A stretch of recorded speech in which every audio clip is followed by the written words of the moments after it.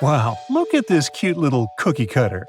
At first glance, it looks like an oversized anchovy, but in reality, it's an undersized shark. This shark never grows bigger than 18 to 20 inches, but it doesn't make it less dangerous than its peers. They got their sweet cookie name because they have a unique feeding strategy. They bite off small chunks from much larger animals and get away with it. These little guys live deep down in the water column, making them quite mysterious and hard to study. We don't know exactly where they hang out, but they've been spotted all over the world, especially in tropical and temperate areas. The cookie cutter shark is a total parasite. It feeds off larger animals while keeping them alive. It uses its sharp upper teeth to latch onto the skin of bigger sharks, fish, or even marine mammals. Then, with its strong lower teeth, it scoops out a mouth-sized chunk of flesh or blubber. Ow! So watch out, because even big predators like bluefin tuna, great white sharks, and spinner dolphins can end up with scars from these little sharks. Now, there's one crazy story about a cookie cutter shark biting a person. Picture this: a long-distance athlete swimming between islands in Hawaii at night, surrounded by boats with bright lights attracting prey. Yep, that swimmer got a nasty bite on the calf, leaving a gnarly scar, but luckily no permanent damage. Lesson learned: don't mess with cookie cutter sharks during their feeding frenzy. To hunt like this, they have a well-equipped mouth. The mouth itself is like a short line that goes across, surrounded by these big fleshy lips that can suck stuff up. It's got a bunch of tooth rows in its jaws, like 30 to 37 in the top and 25 to 31 in the bottom, and they increase as it gets bigger. The upper teeth are small and narrow, standing up straight with a single smooth, pointy bit. The lower teeth, on the other hand, are way bigger and wider, almost like knives, and they interlock to make a saw-like cutting edge. Just like any other shark, cookie cutters lose their teeth throughout their lives. But here's where they're different: they swallow their lost teeth. Some scientists think they do this because they live in nutrient-poor deep waters and want to recycle important tooth-building materials, like calcium. That's a brand new approach to diet supplements, huh? Since they feed closer to the surface at night and deeper during the day, they're almost always in the dark. So, this sneaky little shark has these special light-producing organs called photophores that are strategically placed on its belly. These photophores help it blend in with the light coming from above, kind of like camouflage. It's a classic move in the bioluminescent world. The cookie cutter shark also has this cool, non-glowing collar around its throat. Some scientists think this collar acts like a fancy lure, making it look like a tasty little fish from below. Imagine how irresistible that would be to a whole gang of hungry sharks. It's like a dinner invitation they can't refuse. Sing with me. Under the sea, darling, it's better. On where it's drier, take it from me. Okay, I know these are not the correct lyrics to this famous Disney song, but hear me out. The deep sea is not all about singing mermaids and dancing crabs. It's actually filled with monster-like creatures that'll give you nightmares. So, if you're ready to meet them, grab your scuba gear and let's dive into the deep, mysterious waters to discover their fascinating and scary world. With its menacing appearance, one could call this fishy the vampire of the sea. Well, named for their disproportionately large, razor-sharp fangs protruding from their mouth, fangtooths are actually quite small and harmless to humans. These choppers are actually more for catching prey than causing trouble, so there's no need to panic if you see one. And you'll be even more relieved to know that it's kind of unlikely for you to come across a fangtooth, since they are among the deepest living fish. A regular day in the life of a fangtooth looks like this. By day, they prefer to remain in the gloomy depths. Me too, fishies, me too. It's only towards the evening that they migrate toward the surface to have a feast under starlight. Ah, how romantic. And by daybreak, they return to the deep. What a chill schedule, am I right? So, as you can tell from their daily routine, fangtooths are among the more active deep-sea fishes. And by that I mean they seek out their food rather than just sitting and waiting. And thanks to their oversized teeth and mouth, hey, I can relate, They're able to attack prey that are even larger than themselves, which is very important in the very large, food-poor deep sea. Fitting to their environment, common fangtooths are dark-colored, either solid brown or black. And unlike most deep-sea fishes, they do not have light-producing organs or cells to communicate with each other or to attract their prey. Instead, they rely heavily on their sense of smell, in addition to making use of even the slightest bit of sunlight that makes it down to the depths. This light doesn't help them to see in any way, but it may be enough for potential prey to cast a shadow as they pass overhead, which lets fangtooths know they're around. Now here's one hilarious fun fact before we move on to the next creature. Fangtooths can never close their mouths because of their huge mouths and long teeth. But you know what?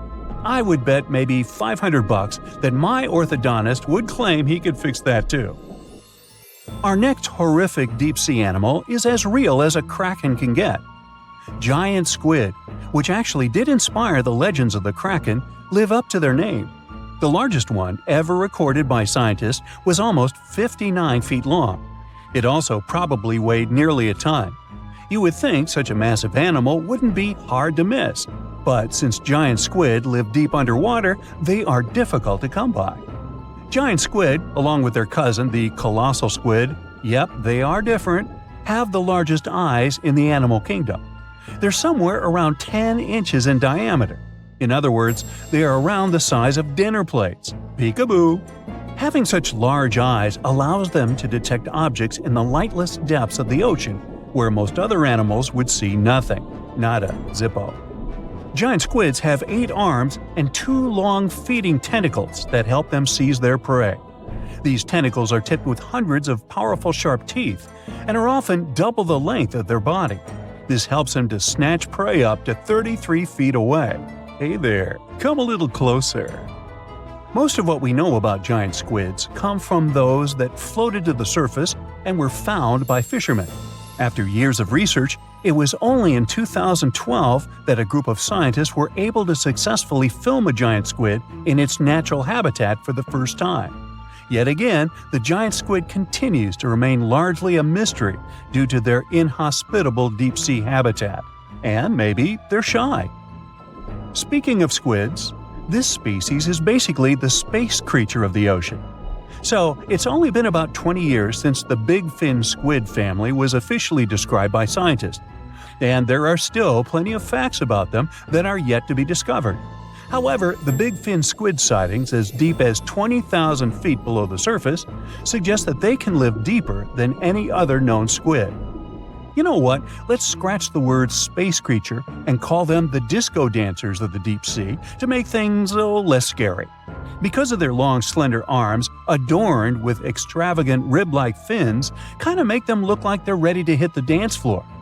Anyway, these boogie arms and tentacles are estimated to max out at just under 30 feet.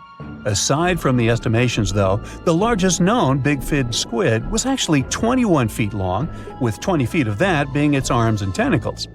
How exactly a big-fin squid uses them is still unknown, but scientists think they like to use them to trap prey that bump into them as they hang down in the water below their body or drag along the seafloor. There are only around a dozen confirmed big fin squid sightings worldwide, so you can just relax, because the chances of you getting hugged by a big fin squid are close to impossible. But I can't guarantee anything regarding your nightmares.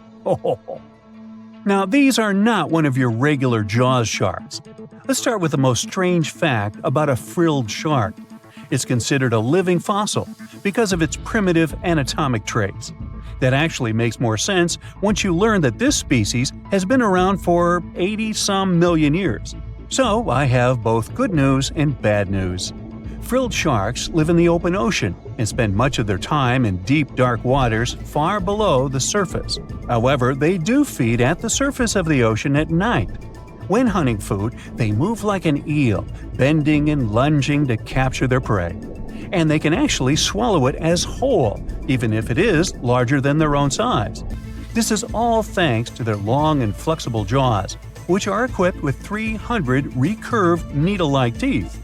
Okay, I am somewhat freaked out now. Unlike the rest of the deep-sea creatures I've talked about, frilled sharks might sometimes accidentally get caught in nets. So if fishing is your thing, beware. This telescope won't help you see the stars and the planets.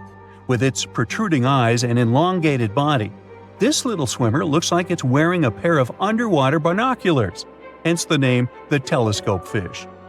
Found in cold, deep tropical to subtropical waters worldwide, they're known to be the species that undergoes one of the most drastic transformations in fishes.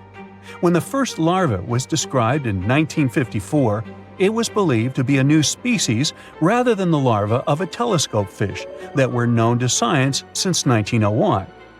Despite the fact that they are only around 6 to 8 inches long, they're able to latch onto snacks that are bigger than their own size. That is thanks to their massive and highly stretching jaws, making up most of the size of their head. These large prey are then folded in half to fit in their expandable stomach. In 1925, scientists found a 5.5-inch long fish inside the stomach of a 3-inch long telescope fish, which they described as neatly folded.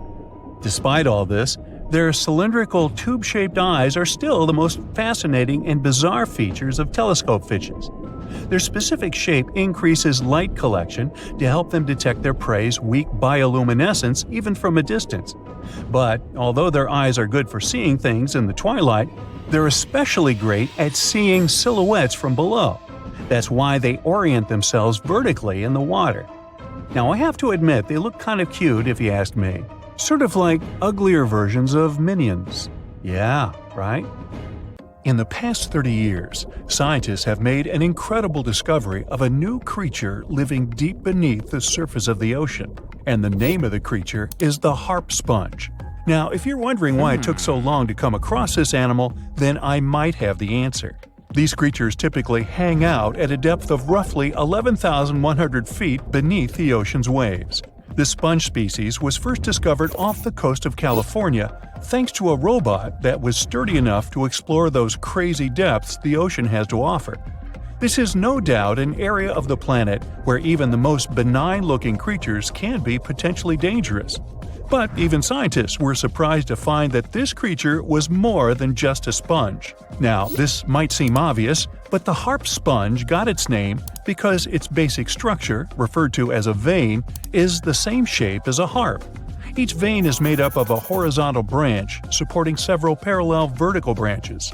But don't let the harp sponge's fanciful and amusing appearance or its non-intimidating name fool you. Yeah, the harp sponge is very much a deep-sea hunter. It has a unique ability to capture and envelop small animals using its rhizoids, short, thin fibers.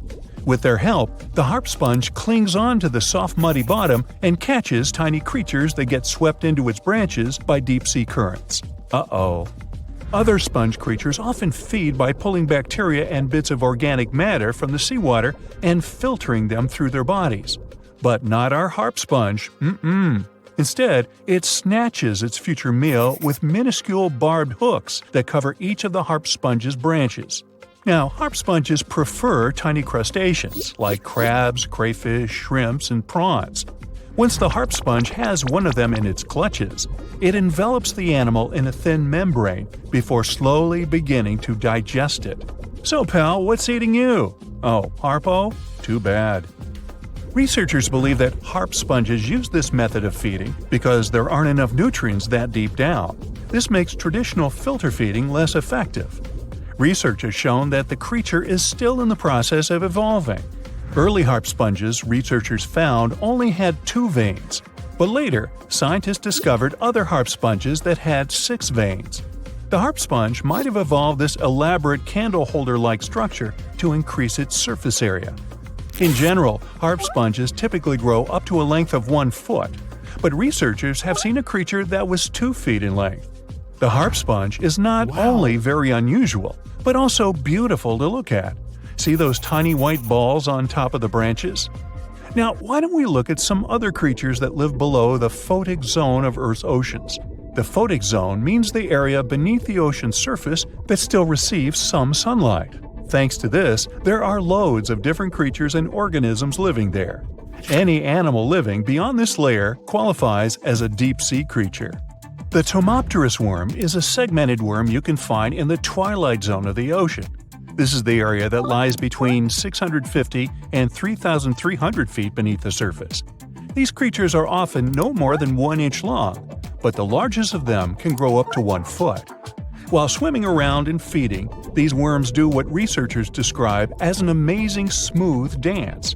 That's because the creatures can swim extremely quickly and maneuver at tight angles with ease. Now, I know most people hear the word worm and think of the common earthworm, so it's quite interesting to know there's a deep-sea worm out there that never leaves the water during its entire life. Similarly, most of us try to avoid jellyfish that either rest on the sand or sit on top of the ocean waves. This isn't the case with a chrysota jelly. That's a deep-sea creature too. This beautiful jellyfish is mostly ruby red, bright orange, or electric purple. That's what helped researchers realize they had found a new species of jellyfish. The creature grows to a maximum size of 1 inch across. It has tentacles that stretch out in every direction. Now, if you come close to this jellyfish, it'll pull all these tentacles in toward its body before rapidly swimming away to avoid danger. Yes, you are dangerous. The chrysota jelly is extremely rare. You won't see it very often. You might need to borrow that deep-sea diving robot I mentioned earlier.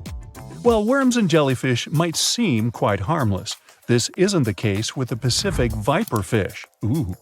This creature is equipped with a noticeably big mouth, like me, and the needle-like teeth inside are key to its hunting strategy. Pacific viperfish live at around 5,000 feet below the ocean surface, but they're among those numerous marine animals that migrate each night from the ocean depths toward shallower waters to dine. What's on the menu for dinner tonight? Lots of small fish and shrimp. The creature can grow up to 12 inches in length. Its 2 front fangs, which stick up from the fish's bottom jaw past its own eyes, are especially dramatic. When the fish unhinges its jaw, its mouth can open wide enough to engulf smaller animals, and the teeth form a cage to prevent an escape. Now, have you ever seen an underwater creature that looks like a strawberry? Trust me, it does exist. Just look at these dots on the strawberry squid. The creature has a big eye and a smaller one. You might think this unconventional pairing would be awkward and uncomfortable, but it's actually the opposite. The big left eye looks upward. It spots shadows cast by other animals in the dimly lit waters above. The eye's tubular shape helps it collect as much light as possible. On the other side of the squid's head, you can see its right eye. It's small and looks downward.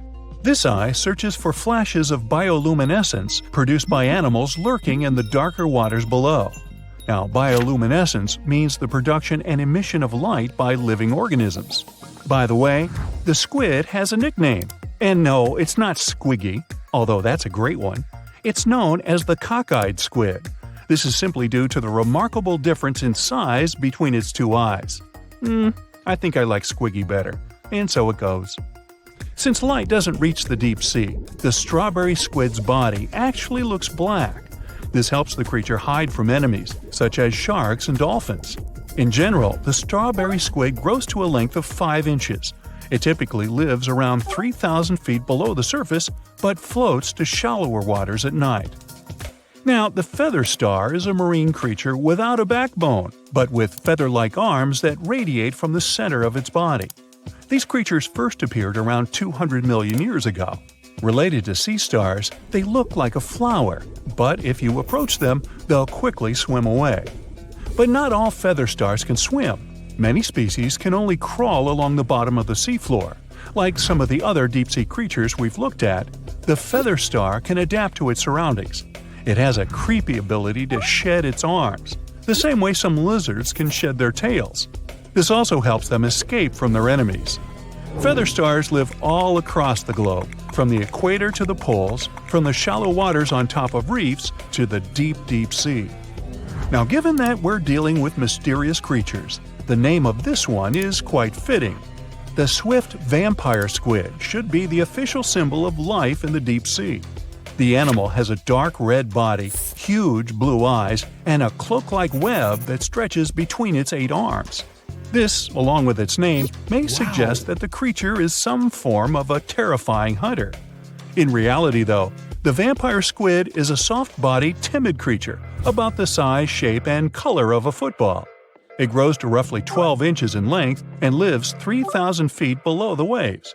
There's almost no oxygen there, but also relatively few predators. Whew, I think I'll need to decompress from this one.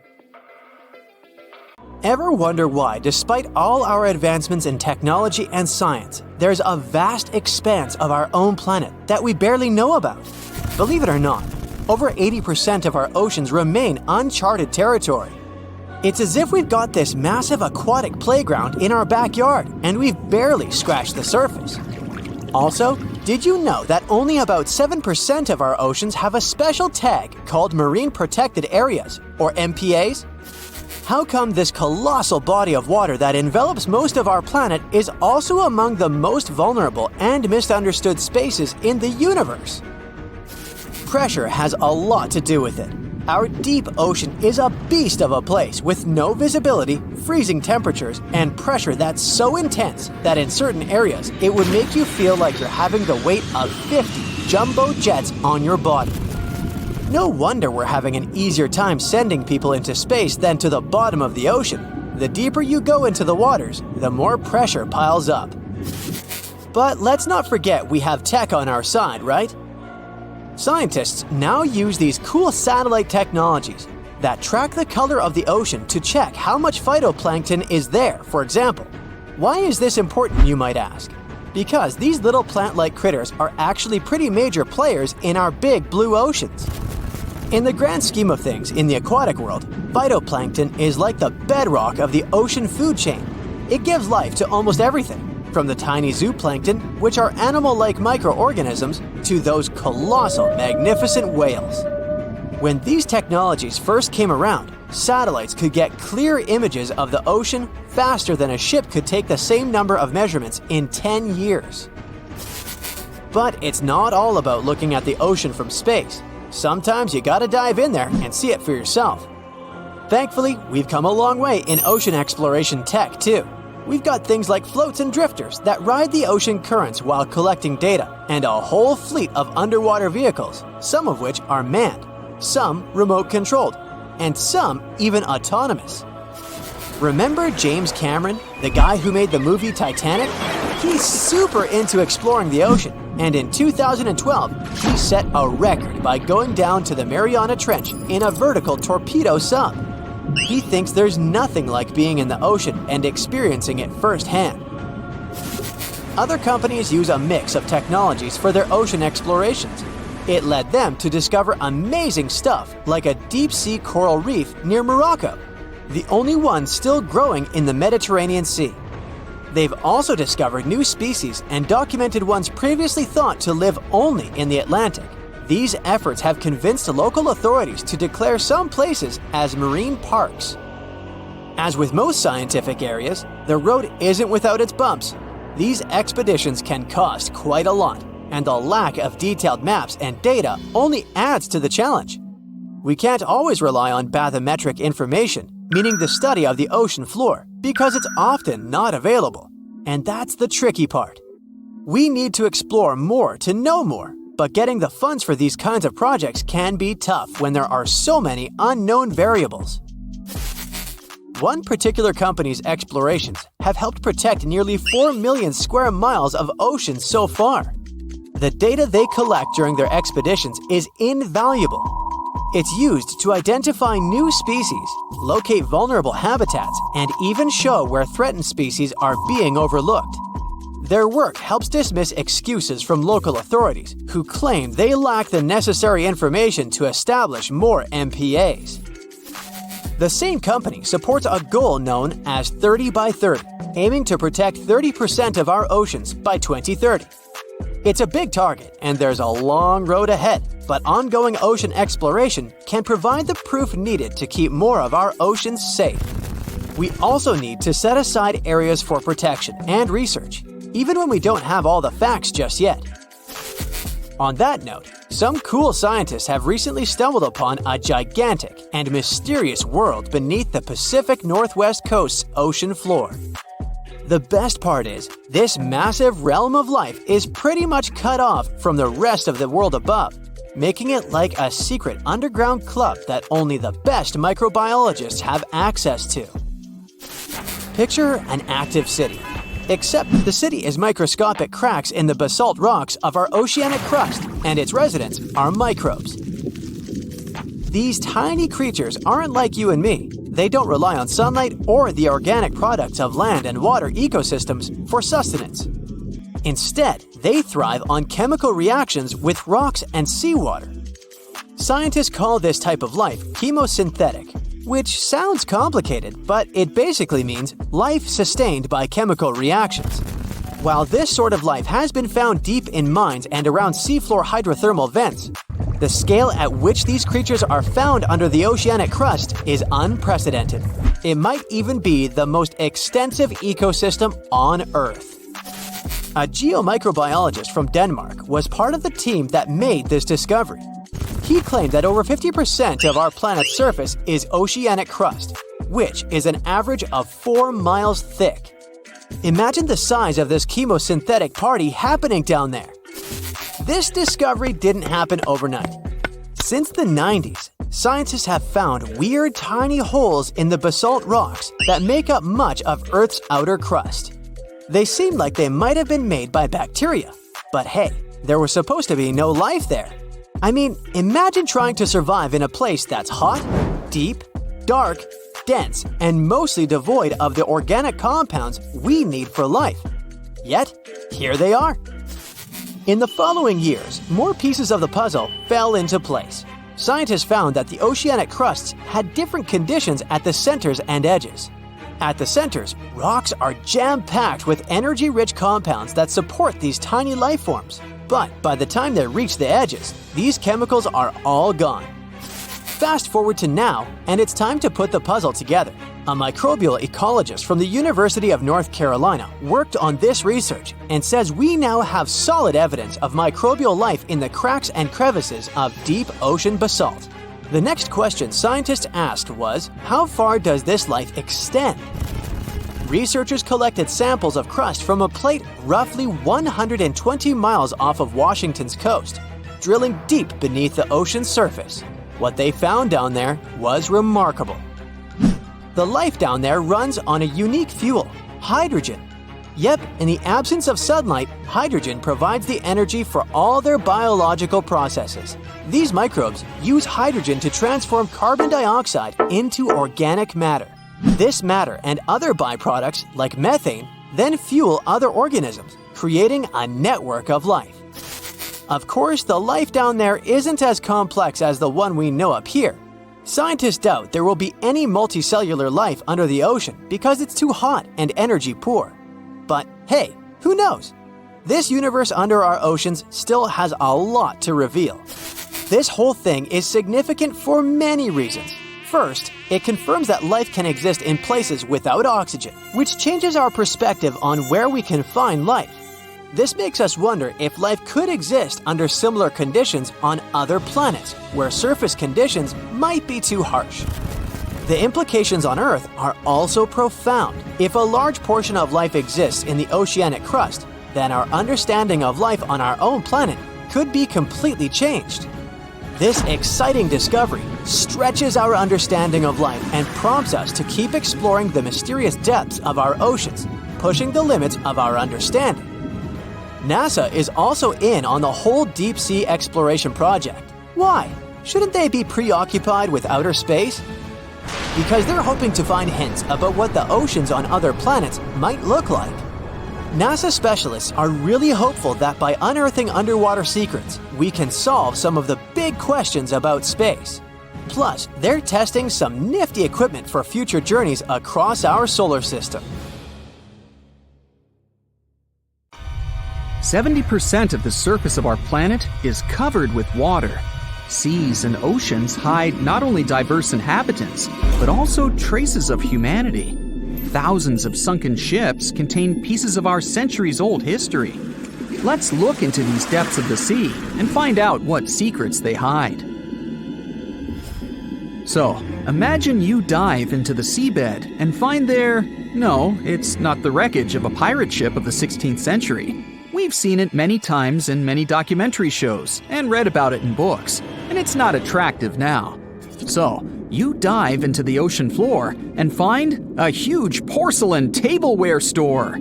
And it's not just porcelain that you can buy in the store, but more than 500-year-old dishes. The Chinese Ming Dynasty developed maritime trade for imports from foreign countries several hundred years ago. One ship didn't survive a sea storm and sank somewhere on the northwestern slope of the South China Sea. There, scuba divers discovered a sunken ship with valuable cargo on board. Thousands of porcelain cups, plates, and jugs with beautiful painted patterns lay among algae and sea sand. Experts counted all the items and claimed the ship carried about 100,000 items, but not all of them ended up in the cargo hold. Valuable items were scattered over hundreds of thousands of square feet. A similar case occurred in the Mediterranean Sea. One guy was diving off the coast of Israel and accidentally discovered the oldest sunken sea cargo in the eastern Mediterranean. Pieces of marble sculptures and structures lay on the seabed among the wreckage. They were so ancient that they got covered with algae and became part of the underwater landscape. Another unusual find was discovered in the deep water ridge of the Pacific Ocean, north of the Hawaiian Islands, in one of the largest marine reserves in the world. A research vessel sailed along the seabed and discovered a road. Part of the bottom was covered with yellow brick tiles. It was also like the tile used to cover a swimming pool. The researchers conducted an expedition in this unknown place and posted videos online. They went down to a depth of about 1.8 miles and noticed a strange track on the bottom made of yellow bricks. One of the guys jokingly said that it was the road to Atlantis. In fact, the road led nowhere, and it wasn't made by humans. Nature created this unusual landscape. The place with stone tiles was at the bottom of the lake, located at the top of an underwater mountain. Perhaps once upon a time, it was a volcano. Magma heated the surface, and cracks appeared on the ground. The lines of cracks made the solid surface look like a brick road. Okay, how about something more mysterious? 20 years ago, a Norwegian research vessel discovered strange holes in the seabed in the middle of the Atlantic Ocean. Then, already in 2022, other researchers found something similar, but at the bottom of the Pacific Ocean. Scientists discovered about 200 holes in 3 different places at a depth of about 2 miles. The holes were arranged in several rows, and a tunnel was under each. But where did it lead? To find out, you first need to find out who made these holes. Scientists studied animals that live at such a depth under enormous pressure. Imagine the weight of several dozen elephants pressed on a small area the size of a palm. That's about the pressure exerted by water in these depths. But still, some marine life has been able to adapt to such conditions. Scientists have seen sea urchins and worms, and even some big fish, but none of them made these mysterious holes. They saw a strange creature with a white and pink-hued body inside one of the holes. It was an amphipod, one of the crustacean family's representatives. Scientists caught it and did a little research. This little crayfish was digging a tunnel with its long claws. It used it as a home to hide and shelter its offspring. Or the small crustacean was digging tunnels in search of food. There's a place in the ocean where many remnants of ships lie on the seabed. And not sailing ships, but the space ones. This place is located in the South Pacific Ocean and is called Point Nemo. This is the most remote place from land on our planet. The nearest island is over 1,000 miles away from here. There's only a boundless ocean and complete loneliness. You won't even meet fish and other marine life here. The place receives little nutrients from the world's oceans because undercurrent and wind almost don't reach this area. There are different microorganisms in Point Nemo, but it's not why we're here. The reason is fireballs that fall from the sky into the water sometimes. And they're not meteorites, but some pieces of space rockets, ships, or satellites that failed. Point Nemo is an ocean desert, so space debris can't harm anyone here. Even if some heavy object provokes a giant wave, it won't reach the nearest land as it will lose all power in the water. Some archaeologists believe the oldest city in the world is about 9,500 years old. But you won't find it on land because it lies on the seabed in the Gulf of Cambay off the coast of India. Scientists have found many ancient artifacts, such as sculptures, furniture, and other interior items. They analyzed a piece of wood found there and determined it was over 9,000 years old. Scientists are still trying to determine what kind of city it was and when it existed. Tutankhamun's tomb is a well-known archaeological find. But what do we know about the burial place of the most recent pharaoh of Egypt? Cleopatra's tomb may lie somewhere in the ancient city of Alexandria. But the problem is that this beautiful city is underwater. After about 1,600 years, it sank to the seabed because of floods and earthquakes, and its ruins were discovered in 1998. Scientists and builders plan to create underwater tunnels on its territory to turn the city into an underwater museum. You can meet an unusual natural phenomenon, brinicles, in the depths of the Arctic and the southern ocean of Antarctica. It looks like an icicle frozen in water, which attracts marine organisms to itself and freezes them. When salt flows out of cracks on the ocean floor, it freezes since its density is greater than the density of the surrounding water. Upon contact with fresh water, it turns into liquid ice and freezes. Starfish, hedgehogs, and crustaceans were stuck there as this salt froze them. Famous Stonehenge has a double underwater. At the bottom of Lake Michigan, at a depth of about 40 feet, scientists found several rectangular stones arranged in a circle, just like the famous ancient monument of England. On one of the stones, scientists noticed something similar to the image of a mastodon, an elephant-like animal that became extinct more than 10,000 years ago. Despite the apparent similarities with Stonehenge, some scientists believe that nature could make this monument. In 2012, scientists found a strange object similar to an extraterrestrial spacecraft on the Baltic Lake floor. This stone object had tunnels and staircases around it. When the photo of the find hit the internet, many newspapers began to write that it was something from another planet. But scientists analyzed the artifact and said there was nothing extraterrestrial in it. It was a natural rock formation, but no one knows how nature could do such a thing. Here's an ordinary fish.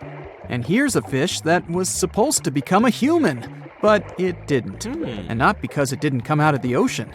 The second fish has more intelligent eyes, but there's almost no difference between them. And that's why... Oh, and do you see that silhouette in the shadow?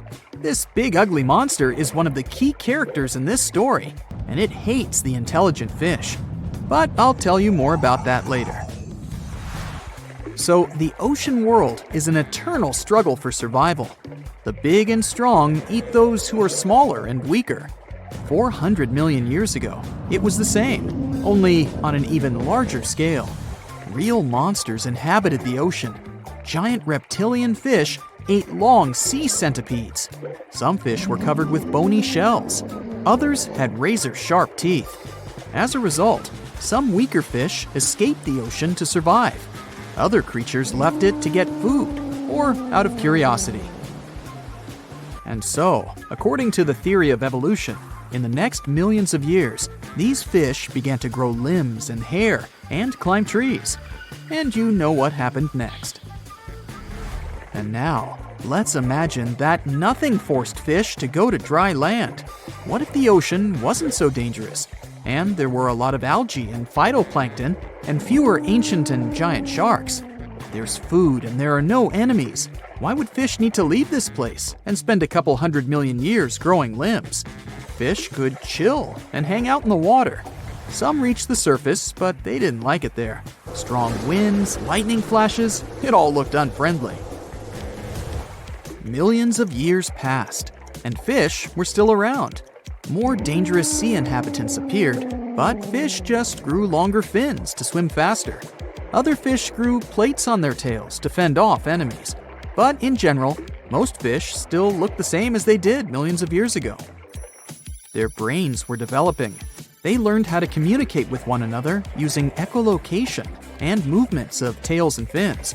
All day long, fish swam, looked for food, multiplied, and hung out together. It made no sense for them to evolve. And now, let's take a look at the history of humans. So, fish came to land and grew limbs. Then the struggle for survival began. Some creatures became carnivores. Others turned into herbivores.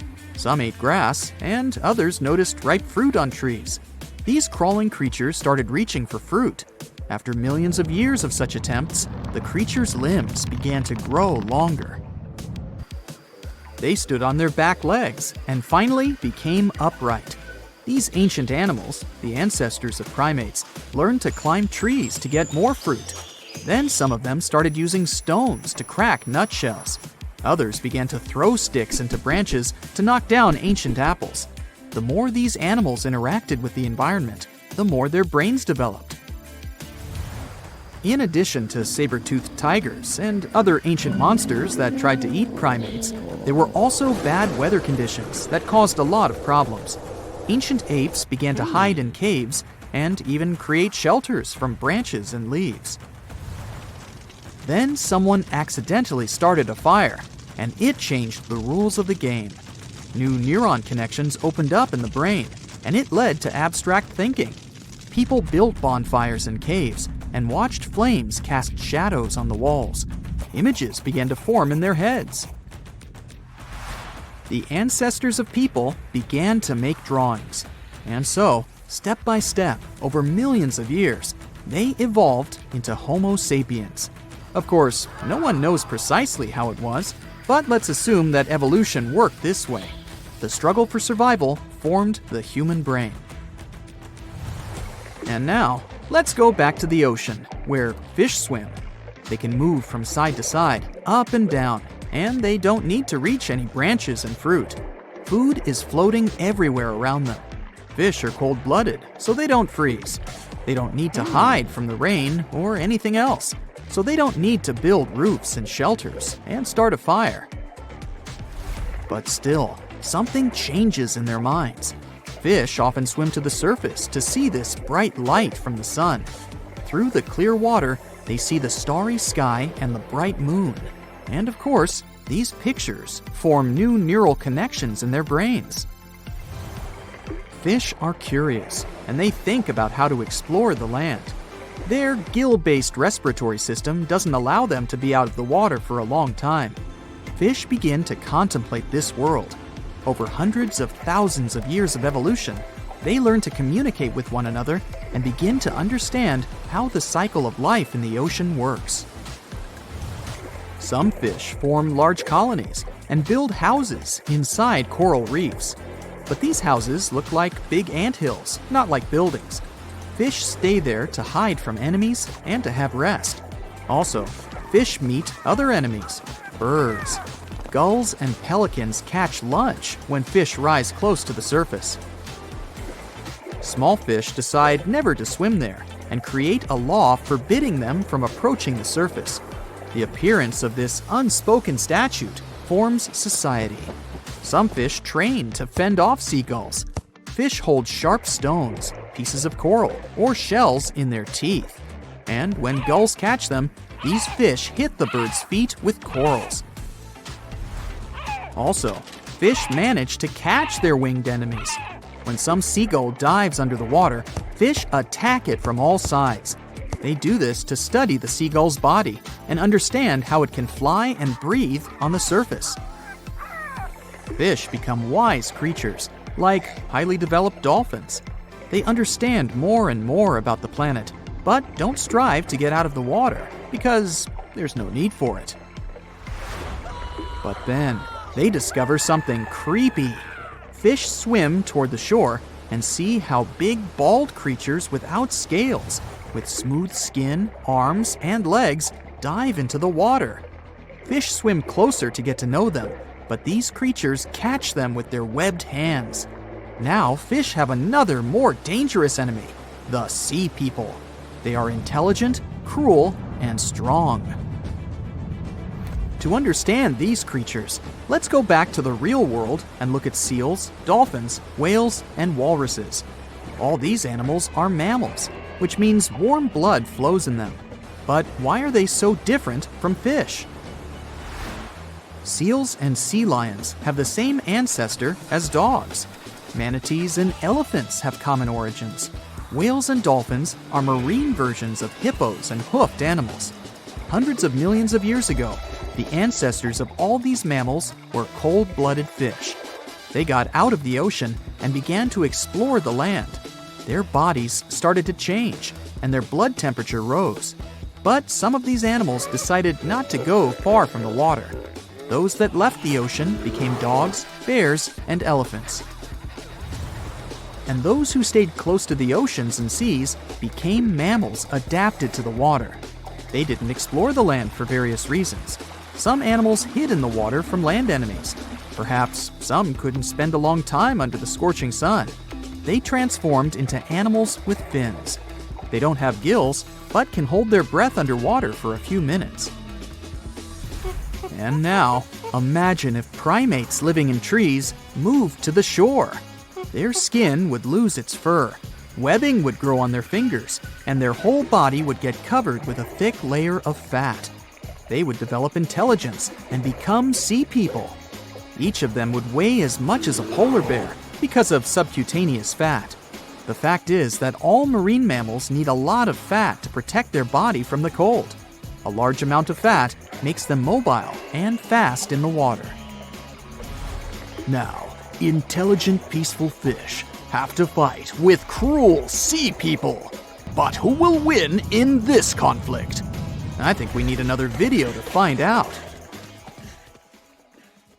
The giant shark that terrorized the oceans some 20 million years ago. For 13 million years, this 60-ton beast dominated the warm waters of our planet.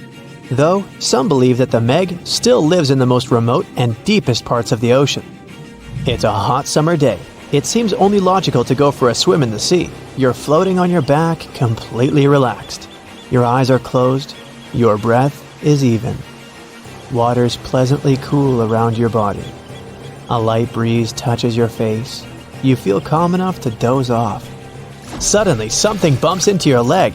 Yanked out of your half-slumber, you begin to flail until you're face-to-face with the invisible danger. Luckily, all you spot is a couple of easily recognizable fins and cute smiley snouts. Phew, just dolphins. Guess you're lucky to meet them in the wild. These amazing creatures are so close, you can touch them. You've heard people say dolphins' skin feels rubbery, but to your mind, it's more like the inner part of a hard-boiled egg. One of the animals is so close to you that its salty smell fills your nostrils. You know, though, that dolphins don't have sweat glands. It means they don't sweat and are pretty much odorless. The smell you sense comes from the water they swim in. The largest and most ferocious predator to ever haunt the oceans, the Megalodon shark dominated the seas for centuries before coming extinct millions of years ago. However, scientists managed to discover very few remnants of the giant shark. Everything we know about the great beast we've learned thanks to fossils of its giant teeth, which are just about the size of the average human hand. A megalodon skeleton has never been discovered. Shark skeletons are made mostly of cartilage, meaning that they decompose quickly. Luckily, sharks continuously shed and regrow teeth throughout their lives. One shark can go through 40,000 teeth in a single lifetime. Scientists have managed to study different types of shark species based on their teeth alone. The megalodon shark had around 276 teeth. When they fell out, those teeth landed in the seabed where they stayed for millions of years, fossilizing. Scientists found those teeth and they're the only real record we have of the Megalodon's existence. Megalodon teeth have been discovered all over the world. It means that unlike other marine animals of its time, the Megalodon was intercontinental. Even today, most sharks and marine animals tend to stick to one sea or ocean. The Megalodon shark swam freely around the world, moving between tropical and subtropical waters. Megalodon teeth have been found in every continent apart from the freezing cold waters of Antarctica. When a Megalodon makes a starring appearance in a movie or TV show, it's portrayed to look like a giant version of a great white shark. Scientists previously believed that the Megalodon and the great white shark both descended from one common ancestor. Still, it's not true. In fact, it's more likely that the Megalodon was the arch-enemy of the great white shark's ancestor, the broad-toothed mako shark. That means Megalodon wouldn't have looked so similar to the great white after all. In reality, the Megalodon would have a shorter nose than the great white, along with longer pectoral fins to give the giant shark a stockier and more threatening build. They both had an excellent sense of smell though, so even in prehistoric times, it wasn't a good idea to go swimming with a chunk of raw meat in hand. And it certainly isn't safe now. Whether the Meg's hiding somewhere in the depths, which some still believe is true, or it's gone forever, younger cousins will still be there waiting. Also, both of them like to go after big marine mammals, so they would certainly have things to do together. That is, until the Meg got moody and accidentally ate its friend. You never know. These guys had a different hunting style. Great whites prefer to dive straight towards their prey and find its softest spot, like exposed legs or underbelly. Sometimes, an entire tooth would be found embedded in a bone of some bigger animal, such as a whale. Without the main parts they use for swimming, poor sea animals were then helpless and unable to escape. Yet whales were just a smaller part of Megalodon's diet. Seals, sea cows, squids, dolphins, other sharks. The good old Meg probably wouldn't say no to some random school of smaller fish swimming into its mouth either. Nothing better than a good snack after a big tasty dinner. Even those giant turtles weren't safe with their thick shells. The Meg probably took them as a dare challenge on a daily basis. Scientists have used computer simulations to try and work out the hunting style of the ancient shark. Using this technology, scientists have discovered that the Megalodon's attack style was very different from that of modern-day sharks. Modern sharks dive straight for their prey's most vulnerable spot, for example, the soft underbelly of a seal. The Megalodon's teeth were uniquely suited to biting through tougher areas of cartilage. So, evidence suggests that a Megalodon would first chew the tougher fins of their prey, rendering them unable to swim away before launching into their final attack. Some people believe that the Megalodon is still alive today, lurking at the depths of the ocean's waters. But it's unlikely to be true. Megalodons are a warm water species, which means they would be unable to survive in the cold waters of the deep ocean. Most of the Megalodon's potential prey live in shallower waters, meaning there would be very little for the Megalodon to eat at deep sea level. Simply put, if there was an animal as big as the Megalodon still living today, we would have spotted it by now. It is unlikely that you'll run into a Meg though. The sharks, like us, preferred warm coastal waters. Deep ocean living would be too cold for the beasts, and food would be scarce. Their entire bodies would also have to evolve to avoid being squished by the enormous water pressure down there. It's unlikely they're still around, but not impossible. Some good news if you do run into one is that the shark is pretty unlikely to eat you. You are way too small a meal for the Megalodon, even if you have a couple of friends with you. This guy eats whales that are over 50 feet long. If you're having a beach party though, it's a different story. In a beach full of swimmers, the shark very well might creep up, scooping several humans into its giant mouth without even chewing. The fearsome name Megalodon comes from two Greek words, megas, meaning big, and odont, meaning tooth. Combined, they mean big tooth, and it certainly lives up to its name. Just one of its chompers is the same size as a human head. It had 276 humongous teeth in total, across 5 terrifying rows. In all of history, only a couple of saber-toothed cats and the T-Rex had consistently bigger teeth. Now that's a showdown I'd like to watch. The Megalodon vanished millions of years ago, leaving only huge teeth to be found by modern archaeologists. They literally disappeared with very few traces left. Scientists believe that over time, deep sea levels dropped and the ocean's temperature went down rapidly. Over a third of all marine life was wiped out as the oceans cooled and the number of animals at the bottom of the food chain plummeted. This had a catastrophic effect on the hungry predators at the top. Sorry guys.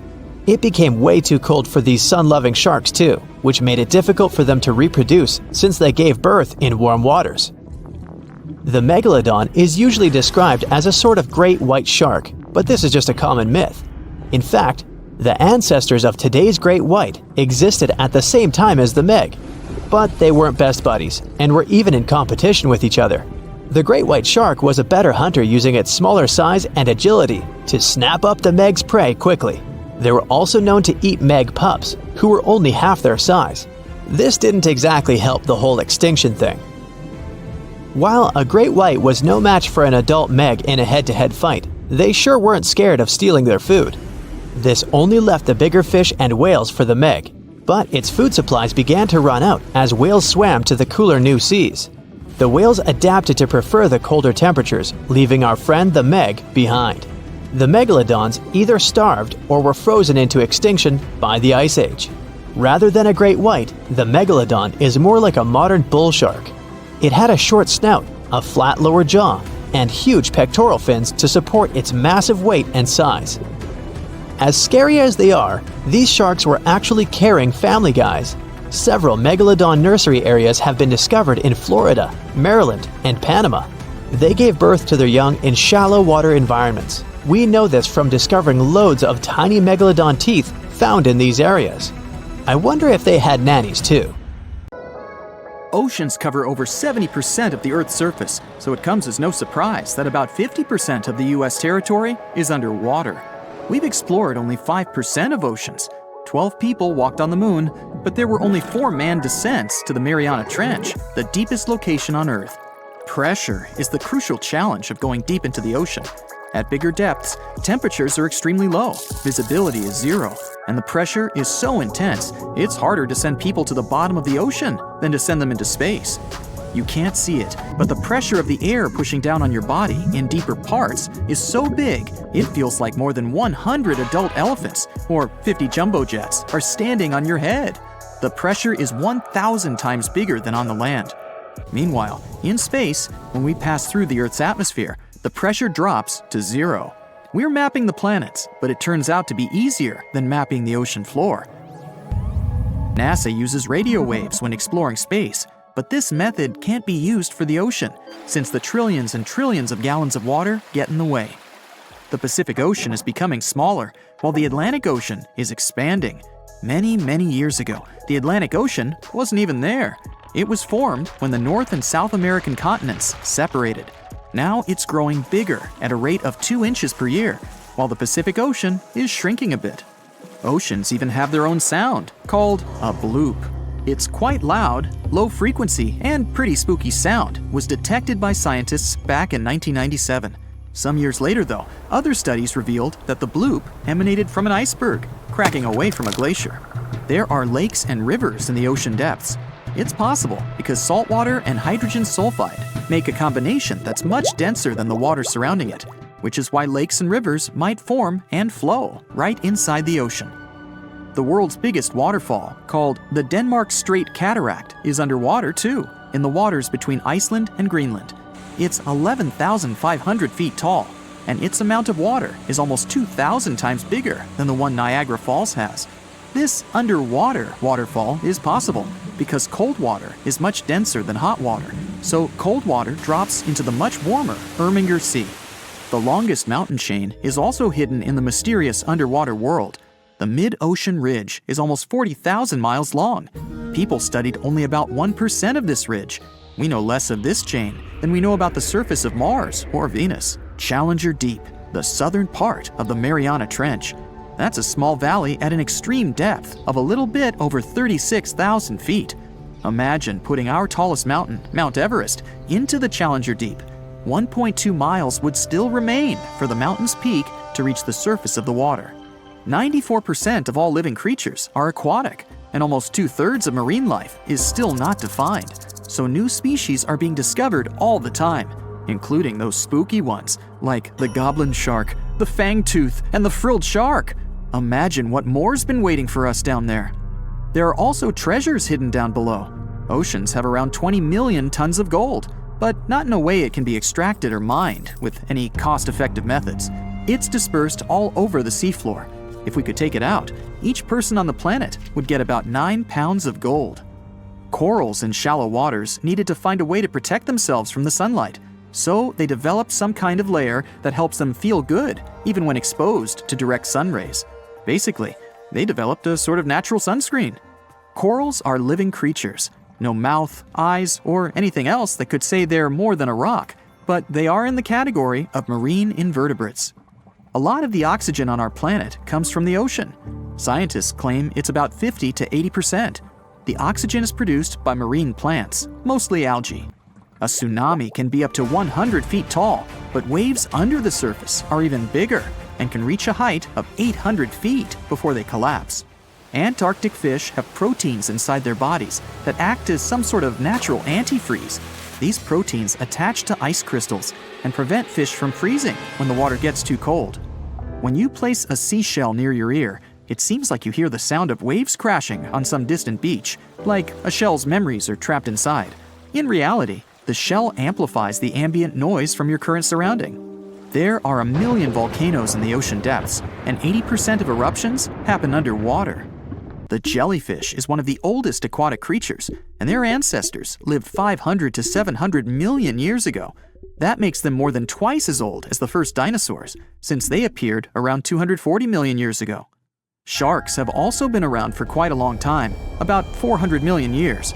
Fun fact, they don't have bones, but cartilage, the same thing our nose and ears are made of. Their skin is covered in a material that looks more like some sort of teeth than fish scales. Dermal denticles. With this, their skin kind of feels like sandpaper, so it helps them be quicker and quieter. The smallest shark, called a dwarf lantern shark, is also one of the tiniest fish in the ocean, since the biggest one ever found was smaller than 8 inches. Lobsters have been around for almost 500 million years.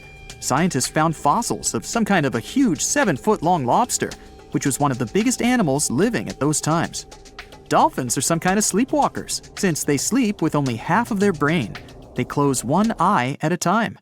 Sea turtles are quite adaptive animals, and they live on all the continents, except Antarctica. Octopi are incredible marine dwellers. They have blue blood, 3 hearts, and 9 brains. The central one and the other 8 brains are distributed among their 8 arms. They also can regrow an arm in about 100 days.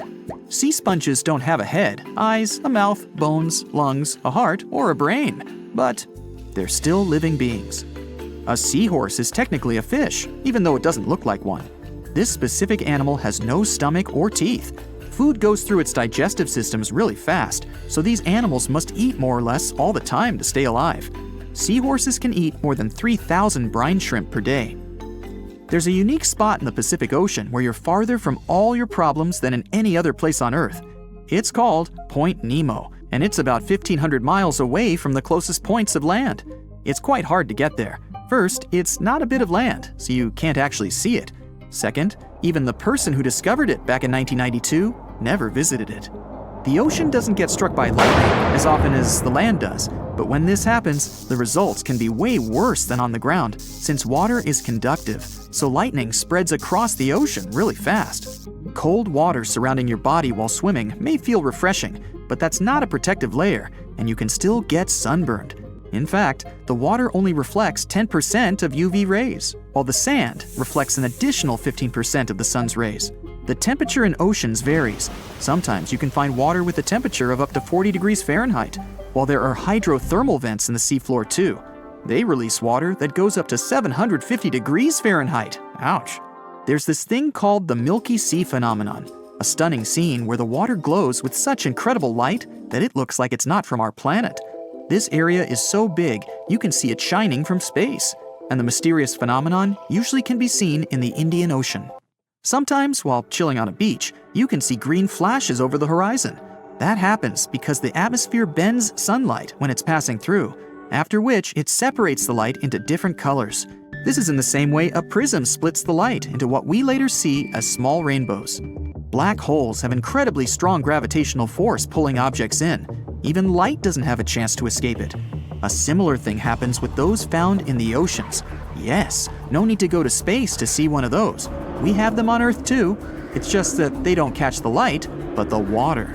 They are enormous whirlpools, sometimes bigger than whole cities, and they're spinning against the main current, swirling billions of tons of water and everything else on the way.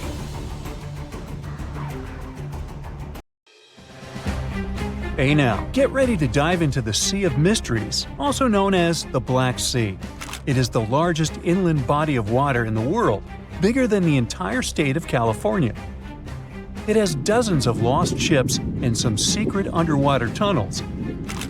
And some people believe it's an ancient quarry that was mined out in 6 stages. The Black Sea has distinct vertical layers that don't mix, with higher and lower salinity. The salty water comes from the Mediterranean, and fresh water comes from rivers. 10 of the largest rivers in Europe flow into the Black Sea. It receives more fresh water from the rivers and rainfall than it loses from evaporation. The extra water flows through the Bosphorus into the Marmara Sea. There are 2 flows going through the straits. The upper flow leaves the Black Sea and takes surface water out of it. The bottom flow carries salt water from the Mediterranean to the Black Sea. That's why the upper layers of the Black Sea are less dense than its saltier lower layers. The oxygen that comes from the atmosphere and photosynthesis stays in the surface layers. Everything deeper than about 300 feet in the middle and up to 500 feet near the edge is not fit for life. Only certain bacteria can survive in these conditions. Although there's no air deep down in the Black Sea, the upper layer is home to around 750 species of phytoplankton. Eggs and larvae of fish and invertebrates chill in coastal regions. There are also 180 fish species in the Black Sea, and some of them are valuable, such as horse mackerel, spiny dogfish, and sprat. The water level in the Black Sea is always the same because there are no high or low tides, so the sea is always calm, quiet, and serene on the surface. But it has one surprise feature, an underwater river. It's a current of salty water flowing through the Bosphorus Strait and along the seabed. This amazing discovery was made by scientists from the University of Leeds and was announced in 2010. It's the first undersea river of its kind ever found. The river forms because salty water from the Mediterranean Sea spills through the Bosphorus Strait into the Black Sea, where the water is much less salty. The no-air zone of the sea is an ideal conservation chamber for what's hiding on its bottom. The Black Sea is like a treasure trove for shipwrecks, and we discovered it by accident. Some maritime archaeologists were studying sea levels to see how quickly the water levels rose after the last ice age, and they ran across over 40 previously unknown shipwrecks as a complete bonus. Researchers used 2 remotely operated vehicles to explore the seafloor and the wrecks. Thanks to it, we have a video and detailed 3D images of the ships that were stitched together from thousands of high-resolution photos. According to the New York Times, some of the standout discoveries among the 44 ships found include a medieval training vessel from the 13th or 14th century. Expedition members nicknamed another ship from the Ottoman Empire the Flower of the Black Sea for its beautiful petal carvings. The team also noticed unusual details on other ships, like coiled ropes, chisel marks, rudders, and other carvings. So far, they haven't announced any plans to excavate the shipwrecks, but the ships might be filled with historical treasures like books, parchments, and documents. It's worth a try to rescue them. The most extraordinary discovery in the Black Sea is what archaeologists believe to be the world's oldest intact shipwreck. It has been lying undisturbed for over 2,400 years. This ancient Greek vessel, 75 feet long, was found with its mast, rudders, and rowing benches all still in place, over a mile beneath the surface. Researchers believe the ship was a trading vessel, like those depicted on ancient Greek pottery, such as the Siren vase in the British Museum. This vase, or vase, dating from the same period, shows a vessel carrying Odysseus past the Sirens. The team took a small piece for carbon dating, and the results confirmed it as the oldest intact shipwreck known to humankind. The fact that it's so elaborate and well preserved deserves a standing ovation for shipbuilders of the ancient world. Without microbes, worms, or other creatures to eat away the wrecks, it's no wonder the ships are in almost perfect condition. If the Titanic had sunk in these waters, we would have found it in a much better state now, not being eaten by nasty underwater microorganisms. Now, there's an interesting theory called the Black Sea Deluge hypothesis, which suggests a huge flood happened around 7,500 years ago. Two geologists in the 1990s suggested that at the end of the last ice age, when the Earth's climate was heating up, ice sheets were melting and sea levels were rising. The Black Sea was a much smaller freshwater lake. It was separated from the Mediterranean Sea by a natural dam at the Bosphorus Strait. As global sea levels rose, the Mediterranean overflowed into the Black Sea basin. They suggest the sea level rose by 6 inches every day, flooded coastal settlements, and changed the environment for good. Samples from the Black Sea floor show a sudden shift from freshwater to marine species around that time, which means there was a rapid influx of salt water. Underwater surveys have also found what look like the old shorelines and human-made structures. So, people were living in areas now submerged by the Black Sea. Plus, the timing of this flood matches up with known patterns of human migration into Europe, Asia, and Africa. They also say this flood could be the terrible flood from the story of Noah's Ark. Critics of the deluge theory say the evidence isn't as straightforward as it seems. Some think the transition from freshwater to saltwater in the Black Sea was more gradual than one sudden flood. They're also debating if people left the settlements before they went underwater or as a result. An old chronicle that's been around for about a century says there were 2 underground tunnels starting in what is now Romania and Bulgaria and stretching all the way under the Black Sea to Turkey. Back in the day, peasants used these tunnels to move their flocks of sheep to the Ottoman Empire and countries on the Asia Minor Peninsula. Who built these tunnels and why they run under the sea is a complete mystery. At some point, the entrances to these tunnels were sealed off for national security and were under tight guard. The security forces knew all about these massive tunnels and kept them off limits. In the 1980s, a group of people working on the Danube-Black Sea Canal accidentally found another entrance to these mysterious tunnels. This one was in a cemetery in a town of Romania. Canal workers used it to regularly cross over into Bulgaria. One more cool thing about these 2 tunnels is that some people think they were built thousands of years ago. If you ever try to dig a tunnel under the sea, you'll know how tricky it is even now with all the tech we have. So if the tunnels are really that old, whoever built them was super advanced for their time. Now, there's an urban legend that says that the Black Sea has its own version of the Bermuda Triangle. Fishers describe some wild whirlpool that appears out of nowhere and drags entire flocks of birds, ships, and even small islands under the sea. And once, things got even wilder with a ship that vanished under weird conditions in 1944. It was during daylight, and some black fog with green flashing sparkles suddenly surrounded the vessel. No one has ever seen it since, and no one knows for sure if the story is true. But it sure adds a spooky touch to the mysteries of the Black Sea. There's a creature somewhere deep in the ocean looking for prey that would make Dracula himself proud. It's been around since before even the dinosaurs walked the earth. It has no bones or jaw, but it doesn't stop this underwater vampire from hunting. The name of this eel-like parasite is the Pacific lamprey. The English monarch loved this fish so much that he defied doctors' orders to stop eating lamprey flesh. He got sick every time he'd have the original gooey fish. But the lack of bones and the fact that this lamprey tastes like slow-cooked beefsteak made the royal fall in love with the fish once and for all. The product of this love was a chill in his aged body, some heavy sweating, and some other scary symptoms, which eventually took his life and interrupted his 35-year reign. The lamprey is way better at surviving, as it lived through at least 4 mass extinctions. Its ancient ancestors evolved over 450 million years ago. There are around 40 living species of lampreys still thriving across the world. The Pacific lamprey is just one of them.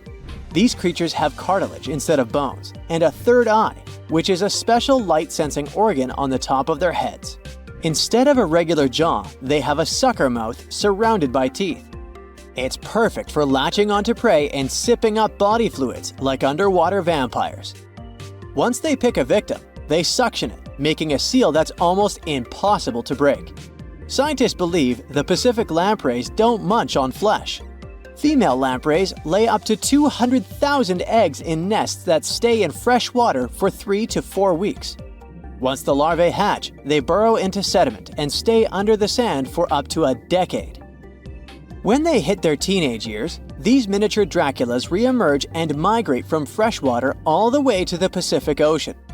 This journey isn't the easiest, and it takes some changes to its appearance and physiology to adapt to a huge change in salinity.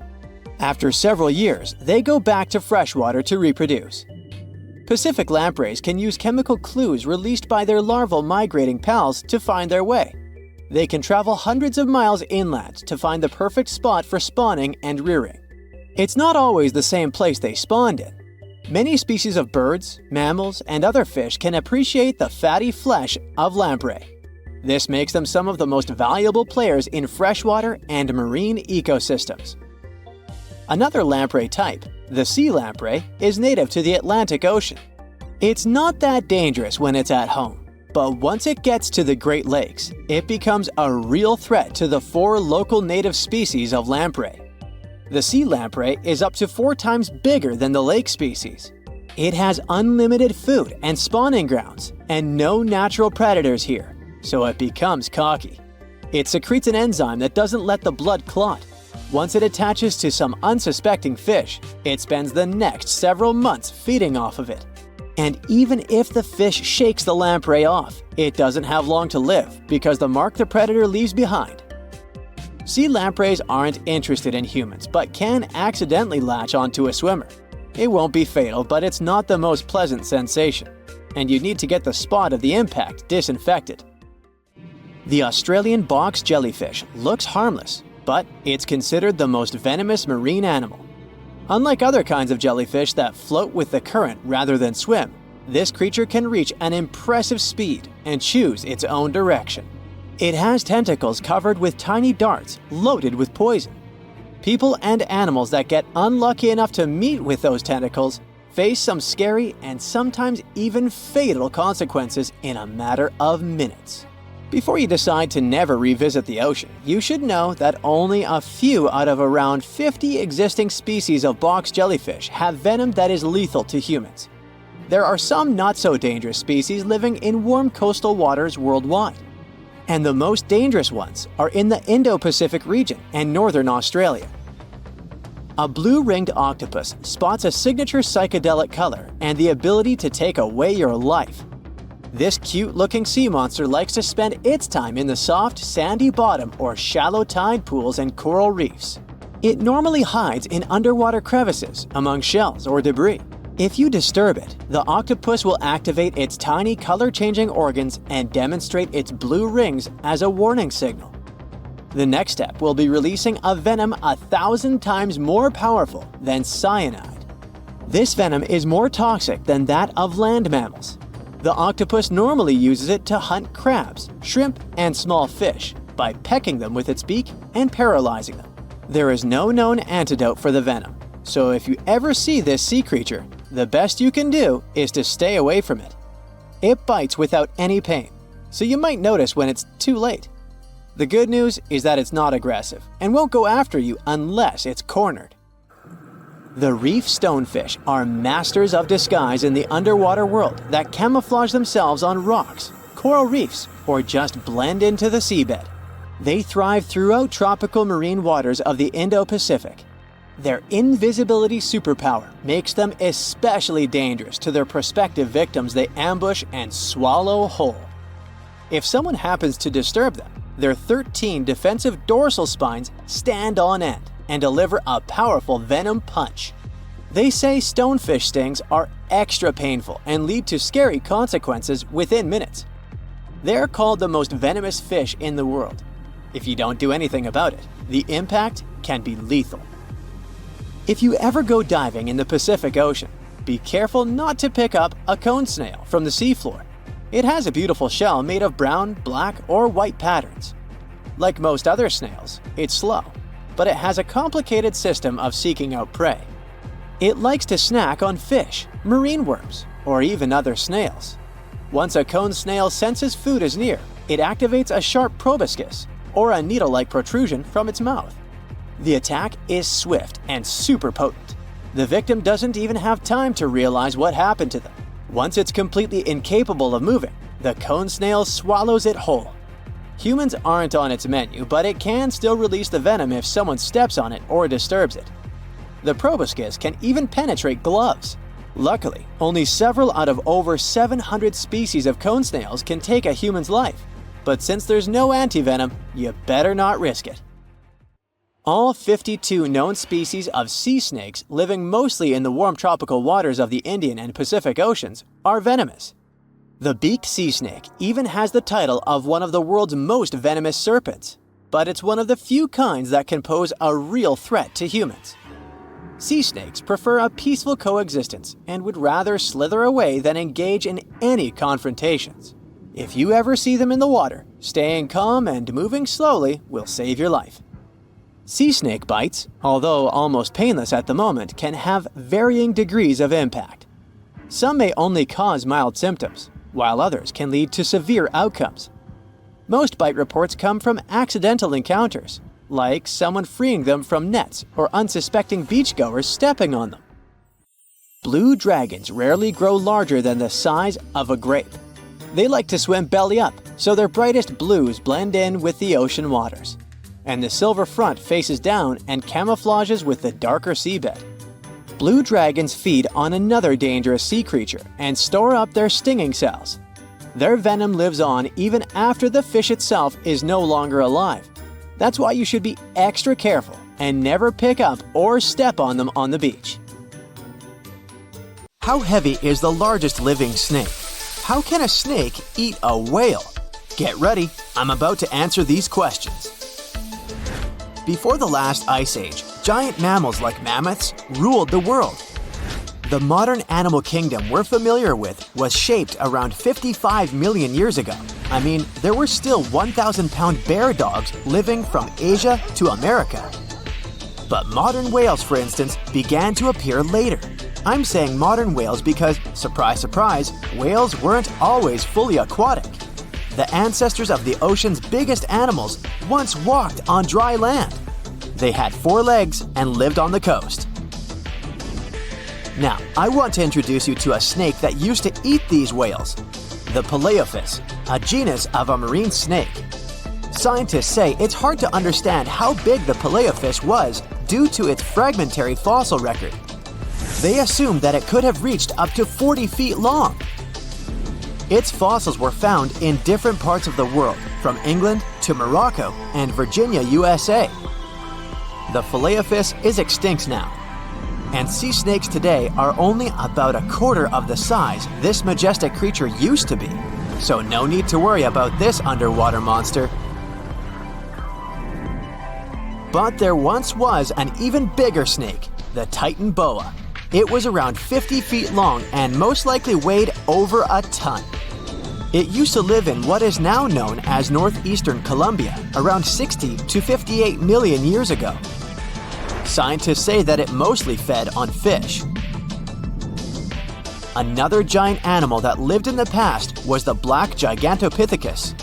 These primates aren't related to gorillas. They lived in the area of modern China. Some people believe that they're still alive, but so far, no one has laid eyes on them.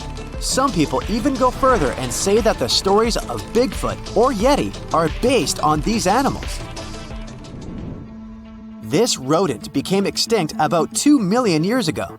Its main habitat was South America, more specifically, Uruguay. What's astonishing about this species is that it was the largest rodent ever known. It was bigger than a bull. Scientists believe that it weighed up to 1,000 pounds. A distant relative of this rodent is still alive today, It's called the pacarana. It's a rare animal that lives in South America. It weighs up to 33 pounds and measures up to 31 inches, not including its cute and fluffy tail. The Arthropleura was an insect that lived in prehistoric times. Imagine a giant millipede measuring up to 8 feet in length. Here you go. It was one of the largest land animals of its era, about 315 million years ago. The Arthropleura's shell was covered with tough plates. These plates were there to protect the creature from damage. Most of the time, it burrowed into the ground to avoid becoming some other animal's dinner. Meet the Megalodon. Millions of years ago, this shark lived in the ocean and ate other marine creatures. It had wide teeth, and its jaws were so powerful that the animal could finish off its prey with the force of its bite. It was one of the largest sharks to ever exist. Yet, this predator also went extinct. Scientists don't really know the reason. This made me wonder why animals were so big in the past. Nowadays, smaller creatures flee or hide from predators. But apparently, it wasn't like this before. Many centuries ago, animals didn't just run or hide, they fought back. Research suggests that this behavior may have been the most important motivation for prey to grow bigger. A study compared the skulls of ancient animals to those of their modern peers. The skulls of predatory animals have become shorter and narrower, while the skulls of the animals they hunted have become longer and broader. This means that predators learned to become experts in hunting, while prey worked on developing their defense skills. You see, a larger body size was a great advantage because it made it harder for predators to take down the animals they hunted. The bottom line, self-defense made prehistoric animals larger. The second reason why ancient animals were larger is related to their bones. They had hollow bones, which are lighter than solid bones. This type of bone allowed large animals to move quickly. Let's take sauropods. They were a dinosaur subgroup. Sauropods had giraffe-like long necks and snake-like long tails. Compared to their body size, their head was really tiny. But since their bones were quite light, they could move around without having to carry additional weight. The eating habits of these animals were also related to their body size. When experts examined the fossils of one extinct mammal species, they found out that these animals had a diet that was high in nutrients and low in fiber. And this mammal was the largest land animal of its period. In other words, following this diet, mammals could grow to be very large. There was plenty of food out there, so they didn't have to worry about finding it. Fun fact, these animals also took chewing out of the picture. They could swallow their food in large pieces instead of taking small bites. Environmental conditions also played an important role in the evolution of larger animals in prehistoric times. Those animals tended to live in warm, moist climates that provided them with a lot of food. They didn't have to compete for food sources. Researchers believe that because of these conditions, natural selection worked in a certain way. I mean, body size was more important than such traits as agility and speed. Oh, and did you know that large animals tend to produce more carbon dioxide? And ultimately, a bigger volume of carbon dioxide increases the amount of vegetation in the animal's habitat. As for the abundance of oxygen in the atmosphere at that time, it could be another vital element for some animals' growth. A good but scary example of an animal that benefited from the high levels of oxygen can be the cockroach of the Paleozoic era. At that time, cockroaches were the size of modern house cats. Now this one would give me the chills if I ever faced it. Ugh. What about today? Well, there are over 3,000 species of snakes on Earth. The smallest snake in the world is the Barbados thread snake. It's only around 4 inches long when fully grown, and the largest one? It's the reticulated python.